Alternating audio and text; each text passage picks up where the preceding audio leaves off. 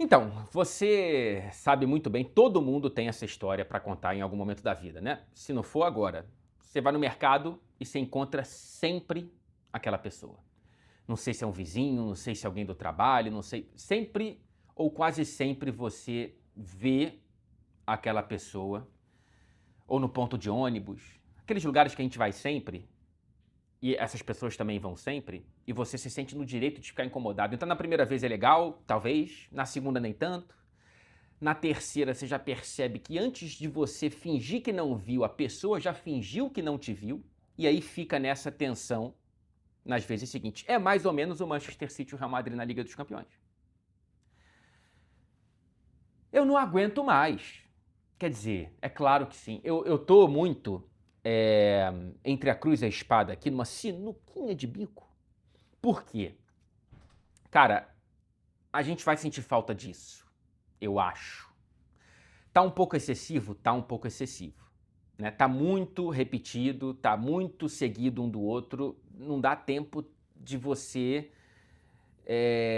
digerir, não dá tempo de você ter saudade, né? É um encontro que fica tão repetitivo que eles ficam se embaralhando. As memórias, com exceção daquelas mais marcantes, desses confrontos, e olha que eu estive em todos eles, em loco, elas estão se embaralhando, sabe? Porque está sendo realmente muito, muito, muito constante. Pela primeira vez na história da Liga dos Campeões, a gente tem o mesmo confronto se repetindo em 5 temporadas consecutivas na fase de mata-mata.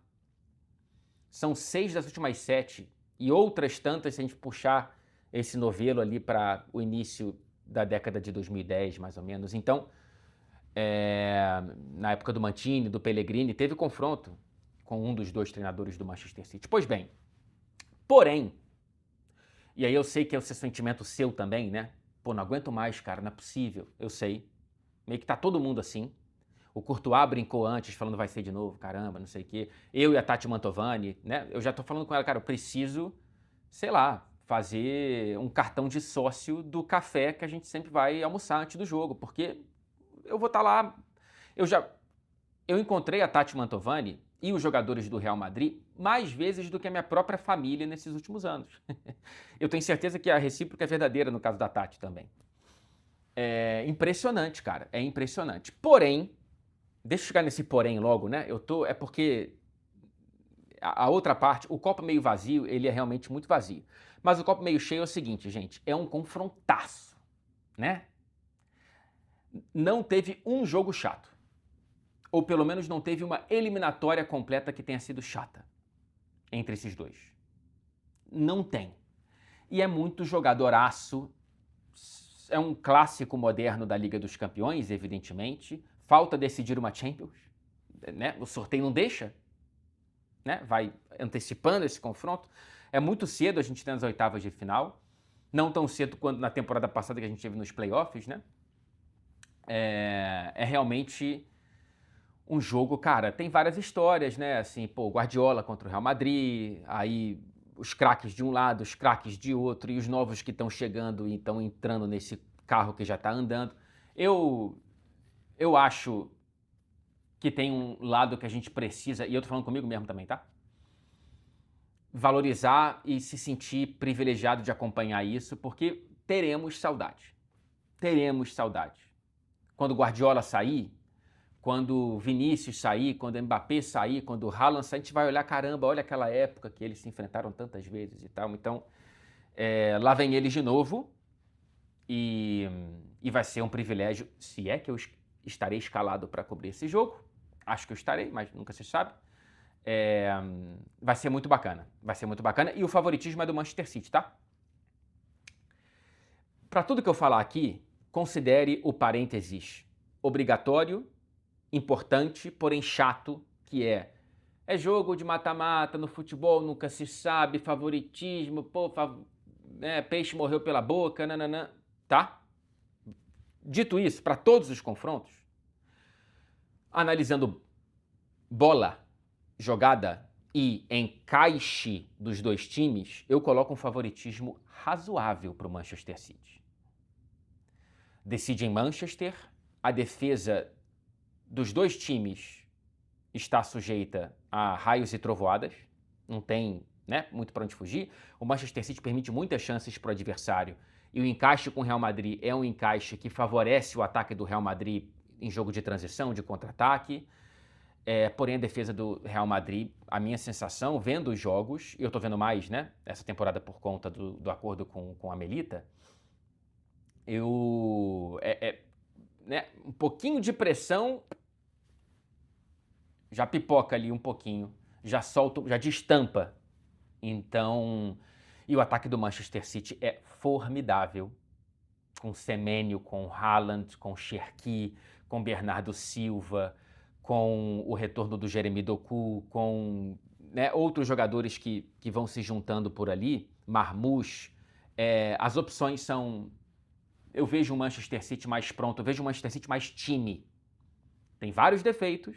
Eu acho que teremos muitos gols dos dois lados mais uma vez nessa eliminatória, e eu agradeço por isso, imagino que você também, mas eu coloco um favoritismo para o Manchester City, tá bom? São muitos jogos para falar aqui, eu coloquei na thumb desse vídeo os principais, mas é claro que a gente tem, e eu vou passar por todos os confrontos dos ingleses aqui.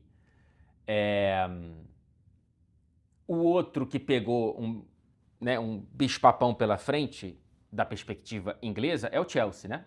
É um reencontro da final da Copa do Mundo de Clubes, claro. Atropelo do Chelsea lá agora muda tudo, inclusive o treinador do Chelsea. Decisão em Stamford Bridge, né? Primeiro jogo no Parque dos Príncipes. Eu acho esse meio 50-50, tá? Para não ficar em cima do muro, eu tenho a sensação de que o Chelsea passa. Mas é uma sensação que ela pode mudar daqui a 5 minutos, porque a defesa do Chelsea também é uma defesa que me dá calafrios. Eu não tenho muita segurança na defesa do Chelsea, nos zagueiros do Chelsea especialmente. Dependemos muito de entender como que vai estar fisicamente o Reece James, como que vai estar fisicamente o Cole Palmer. Estevão titular ou não, ele vai insistir no Garnacho, ele vai insistir, sei lá, numa formação que desloque alguns jogadores de posição. Andrei Santos titular ou não, Enzo Fernandes de 10 ou de 8 do lado do Caicedo. Tem várias questões aí para a gente entender. Algumas pedras de segurança, né, no retrospecto recente, são vários desses nomes que eu citei, inclusive também o João Pedro, né? O PSG é um time que até agora não se acertou. Me parece um time muito distante daquele da temporada passada. Portanto, a falta de confiabilidade desse PSG me parece próxima da falta de confiabilidade desse Chelsea. Por isso que eu coloco meio 50-50 e eu tô aqui sendo apertado por você, que eu tô sentindo o seu olhar, não fica em cima do muro. Eu acho que passa o Chelsea decidindo em Stamford Bridge, mas assim, um palpite sem muita segurança, tá? Newcastle e Barcelona. Aí a gente tem um desnível razoável, tá? Um desnível razoável. O Joelinton vai ficar feliz, porque quando eu perguntei para ele se ele queria Barcelona ou Chelsea, ele preferiu o Barcelona porque nunca jogou no Camp Nou, e eu entendo completamente, deve ser um sonho. Mas para o Newcastle seria melhor enfrentar o Chelsea. É um jogo muito mais mundano, né? Um jogo de Premier League. É um jogo muito mais no ritmo que o Newcastle está acostumado. Não esqueçamos daquela ótima declaração iluminadora do Anthony Gordon, né, que depois do jogo do Barcelona falou, cara, a gente não está acostumado com esse tipo de futebol.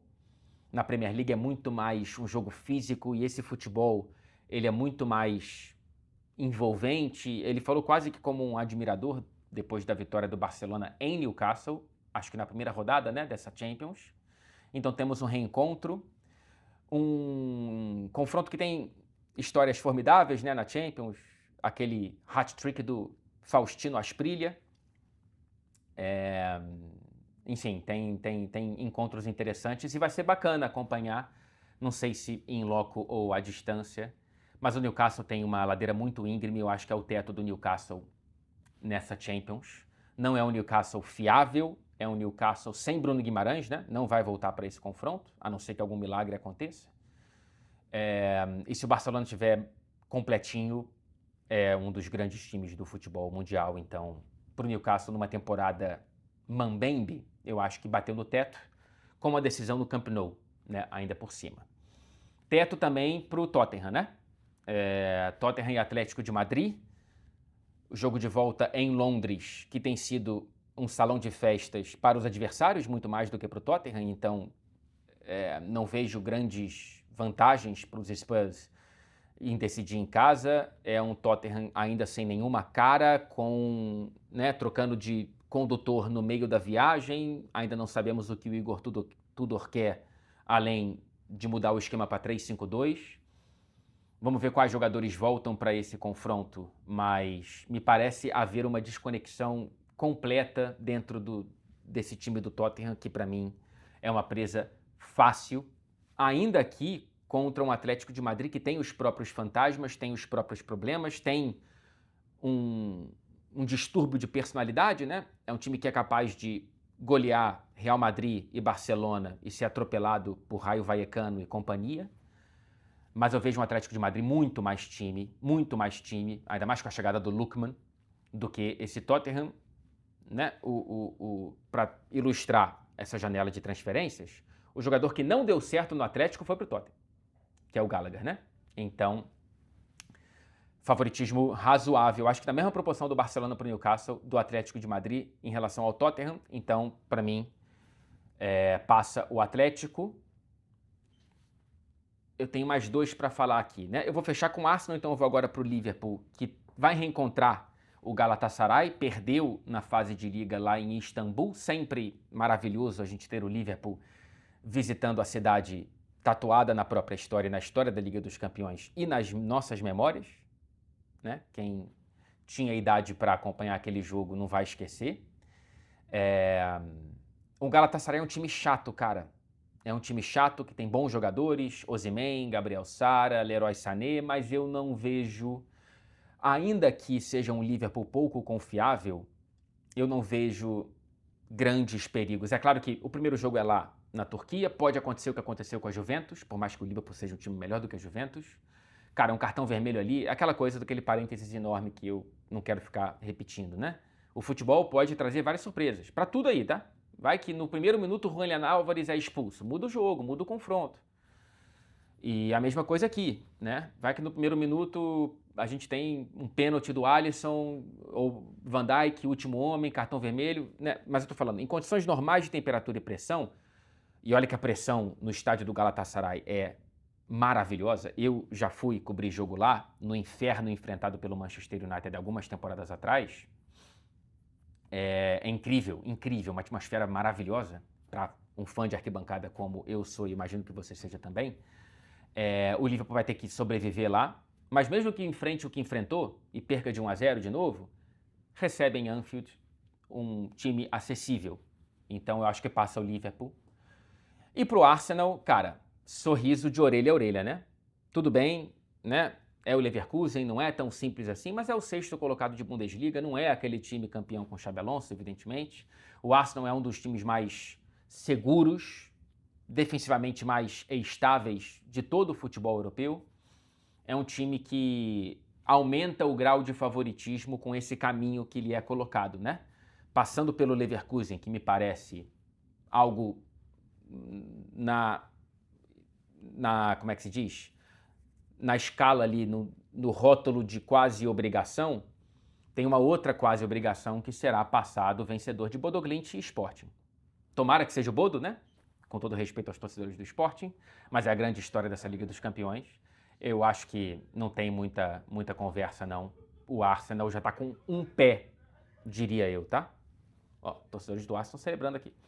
Um pé nas semifinais, isso é muita coisa, tá? O Arsenal, por méritos próprios também, né, de ter feito uma primeira fase perfeita, 100% de aproveitamento, ele realmente fica muito, muito, muito bem posicionado.